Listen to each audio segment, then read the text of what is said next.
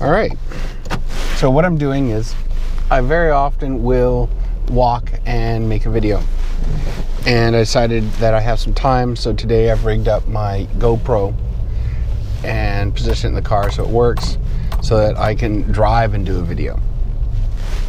I figured, change is as good as the rest. I've got the time. I've got long drives in from Saanich, so let's do this. Today, I'm finding myself in a very contemplative headspace. And that's because last week was a week that had a lot of, no other way to spin it, a lot of tragedy. One of my very good friends died on Friday morning after a long period of organ failure and liver disease. And a relative, a nephew, he was in ICU and went in for emergency surgery and luckily came out okay, but you don't do emergency surgery on a whim. So it was very, it's a bad place to have gotten to. And the third thing is a former brother-in-law keeled over from a heart attack, which from a selfish perspective freaks me right out because I'm 49 and he is something like 44, 45, and he's in ICU, and again, very touch and go, but I've known other people with heart attacks, and I presided over people with heart attacks in my time of first aid, and a lot of people don't come back from heart attacks. They just keel over. They're done. So all of that's left me in a position where I'm asking myself a lot of questions and doing a lot of accounting and soul searching. If nothing else, it's because when I look at myself, the one thing I come to is these three tragic sets of events didn't cause me any physical harm. There's emotional harm and spiritual impact. There's that psychological impact. But am I closer to death because of these three people closing in on death or crossing the threshold? And, unfortunately, I'm not. And that leaves me feeling a little selfish and a little guilty because at once I'm happy I'm not dead. But in another breath, I'm also really sad that they're gone, and I'm really sad about what they've endured, and it's just left me with questions about what do I do with this. At part, I feel gratitude. I feel happy that my combination of temperance and sort of going for the middle ground of a safe set of practices has looked like it's kept me in a good place. In other words, I had my stats taken recently and my blood pressure's good and I'm fat. Yeah, I'm fat, working on it, hence the rebuild. But apart from being fat, a lot of my stats are really, really good. So heart disease is lingering in that I've got minor high blood pressure, but is well addressed, so my blood pressure is actually coming in a very metronomic 125/80. And then I've got the question of what do I do about my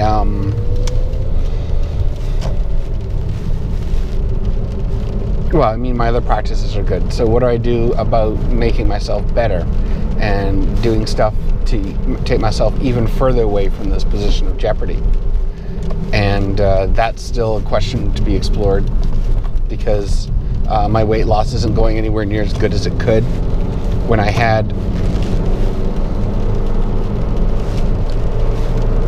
my sessions with the personal trainer, that was great. It didn't change the numbers on the scale, even though it rapidly improved my physical shape. So that was a win. But it still leaves the thing to be undone, and it still is, obesity is one of those things that will contribute to your illness. So I have gratitude that I'm not in the positions of others. I've always felt really lucky. Like I always look at myself and understand just how lucky I am. And I'll sometimes still be grumpy because what I'm reaching for seems very hard. Like, I'm currently in exercise of trying to prep a product and put it to market, and I want to, that reach, that grasp or attempt to grasp something bigger is stress-inducing, and that can't be good for my health, and it can't be good for the quality of my behavior around other people. The other thing going on is the question about my gratitude as compared to, and my gratitude and my capacity for happiness compared to other people. And I go back to this thing about India, where they show some of the poorest people in the world in horrible conditions. That's the sort of mantra. But what's really, and they're happy. They're much happier than people who are living affluent lifestyles. So if that's the case, why is it that their poverty doesn't open the door to them being miserable and other people's excess in money does? And I think it's partially, it could be that the wealthy people are empty inside and they're trying to fill it up with things. I've definitely seen that in hoarders and gluttons, that there's this emptiness they're trying to fill, and that emptiness is basically unhappiness, and that the more they do, the more they're not happy. And for myself, I've kind of hit this point of equilibrium where there's this weird reclamation. Like about 10 years ago, I had my creature comforts, and then we decided to move. And because we moved into a place that was a crappy place because our realtor was crappy, and we were bad at defending ourselves against the influence of a crappy realtor, we had a crappy place. And the crappy place was like a dripping tap. Side effect was all my creature comforts kind of went into hiding and went into boxes, so I didn't get to experience my life and live the life I wanted in so many ways, from looking at this toy and knick-knack through to practicing this hobby through to so many other ways. And that inside the last 6 months or so, there's been kind of a reclamation of me getting back the little things that were important, which helped to just say, this is actually good. This is more or less what I need. The place we're living in is a place we'd consider that makes us feel happy. It's a place that gives us enough space. It's in a rural area, so that's all happy. And I've just talked about this before, so it's just more of the same. But it's left me in a space where I go, well, this is almost enough. And it can actually be enough. It's just, I know some of the things in the what is enough are going to be things that are inherently transitory. So I can't really consider them to be enough, because I don't think our landlady is going to rent to us until I'm in the nursing home in 20 or 40 years. And I don't think leaving the rental house with the kids is enough. And I think having the separate office is something we're not going to be able to build onto the back of the basement suite. So there are things that are going to have to be built up. But right now, I'm in this status quo, or this equilibrium of happiness. And I'm okay with that, even though it feels like by reaching, I'd get more. And then I get to the question, is this that I'm being scammed into thinking that reaching for more and the pursuit of happiness is really what it is? Because that's the thing, like the life, liberty, and the pursuit of happiness, you have to have life or you're dead. Liberty, well, yeah, liberty makes sense, that's a thing. But the pursuit of happiness is a really good catch, because the concept of the pursuit of happiness means that you're going to be running for happiness.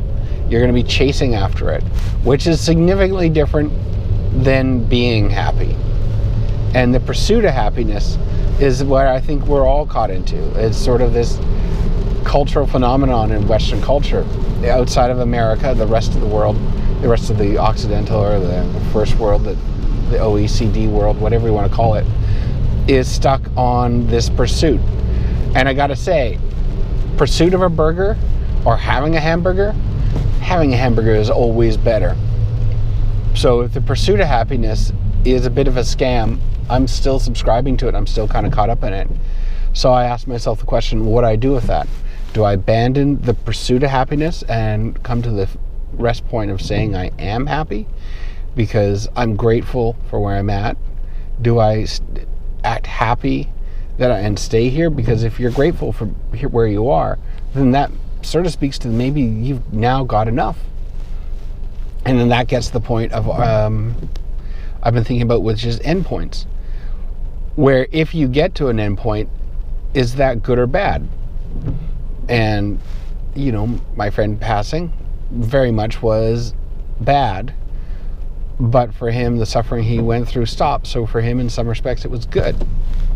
So if the endpoint is not something that's ideal, coming to the end of saying, I'm happy, let's say we're good, let's stop here, I think it betrays what's in our nature as living beings, which is that we understand, even though humans seem to be the poorest creatures on the earth, that's sort of what we take the pole position on.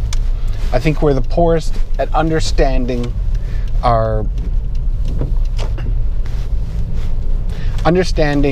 role in our ecosystem. And because we are the worst at that, that puts us in this special crappy position. But I think that only partially is the case, that we actually do have an understanding of our world. I think we do understand our place. I think we do understand ecologies and life cycles. And I think when we live inside of an ecology, it probably feels much better and more rewarding. And as a part of that, coming to an end it doesn't work. Coming to an end doesn't speak to us being part of a system.